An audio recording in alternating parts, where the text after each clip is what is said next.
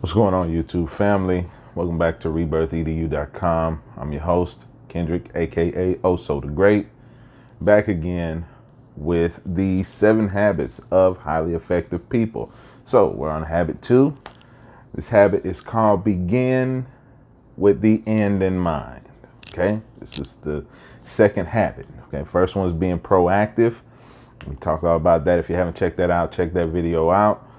This one right here is they begin with the end in mind. So what does that mean? Well, we're going to tap into that.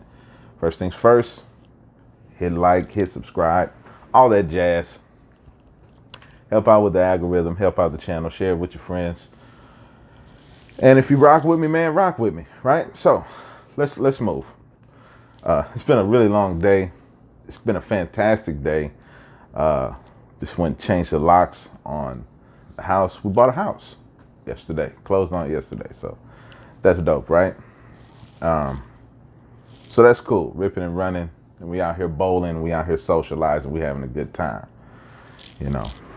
And you know what? So on a side note, if you live in the Houston area and you like bowling, or even if you don't like bowling, shoot me an email or something. Let's go hit these lanes so I can destroy you. All right, that's enough of that. So begin with the end in mind. So what this chapter starts talking about, it wants you to look outside of yourself at your own funeral. And you have somebody that's going to be delivering the eulogy, and you're going to have a few people coming up there and they're going to be talking about you. If you're able to sit there and do this exercise to think about what your funeral is like, where these people are going to come here and they're going to say their honest opinion of you. They're not going to fluff it. They're not going to say, oh, well, he was this great dude and he always cared about me and he cared about others and this, that, and the other. When they know you trash for whatever reason, you know, people don't want you to speak ill of the dead, right? Me and my wife were just talking about this. Well, I ain't got to speak ill of the dead. If I don't like you, I ain't going to your funeral. I don't understand why I would be there if we not peoples, right? But whatever, right? So at your funeral, they finna be up there and they finna speak the truth, right? What are they gonna say about you, right? So when successful or highly effective people think about the end in mind, that's what they're doing. What are people going to say about me when I die? Are they going to say that I was a good father? Are they going to say that I was a loyal friend? Are they going to say that I was a successful businessman? Are they going to say that I was a good husband? Are they going to say I was trash? What are they going to say about me? And I think about this often, not so much my funeral, but I do approach things in that regard, that what are people going to think and how are they going to take this? And that's how I dictate the actions that I take based on the values that I have, right? Because I want people to see me as honorable. So knowing that I want people to see me is that I behave in that manner, right? I make sure I do things honorably. I want people to see me as truthful, so I make sure I'm not up here telling lies, right? So that future projection of myself dictates how I act in the present day, right? Because that's how I'm thinking. I'm very forward thinking in that regard.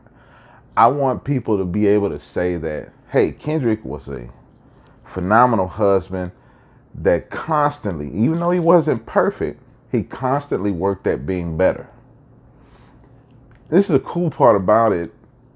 People can't say anything like that about me. They could try. They may want to, but it's not the truth. Everybody that knows me, everybody that rocks with me knows, hey, Kenny is always trying to be a better version of himself.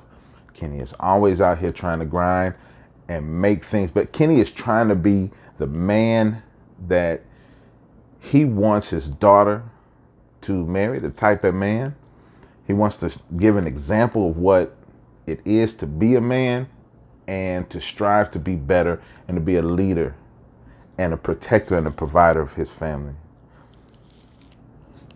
Nobody's going to sit up here and say, man, Kenny lie to me all the time. They're not coming at you like that, fam. Because that's not me. That's not who I am. But I wasn't always that way. There was a time where I was trash. And I was dishonorable. And I was out here living that crime life, doing all this little old thuggish, ruggish bone stuff. And I'm just out here, you know, doing everything. Hurting people, hurting my family, hurting my friends, burning bridges. I was out there. So don't ever have the thought process that I was just out here flawless. No way. In no form. I was the worst of men at one point in time. And I don't want to say I don't regret any of those things, because of course you would. If you could go back, I would correct those actions. However, I don't really run from them because they helped mold me, right, into the man that I am now. And they're helping mold and helping me push to be a better man tomorrow, right? So, what is your legacy? You know, what do you want your legacy to be? Successful people think about their legacy. They think about the end game and what that's going to look like, and they put in the work and the actions to make sure that when that day does come, your legacy is super clear. They know you're going to be like, yo, this dude was on his stuff. Right? So not just your values, not just the relationships you develop, and not just all of those types of things. In business, successful people are the same way. They all enter into a business with an exit strategy. They're looking at the end game. They make decisions for the business based on the values that they set for the company, and they project how they want this company to look in a certain amount of time, and they take the actions to make sure that it gets to that point. That's what they do. They don't start businesses just fly by night and well, let's just see what happens, and they don't have a plan. They very much have a plan. And that plan involves goals and an end game. And a lot of times an exit strategy. A lot of people build businesses up so they can sell them. Happens all the time.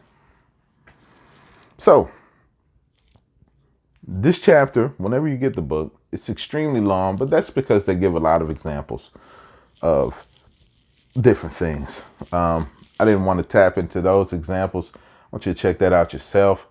I gave you some examples of myself and why I do the things that I do and the way that I move. I'm very intentional about what I do. Don't think for a second that I don't see the end game of what Rebirth is going to be. And it's going to be amazing. And so every day, I'm always doing something to help reach that goal.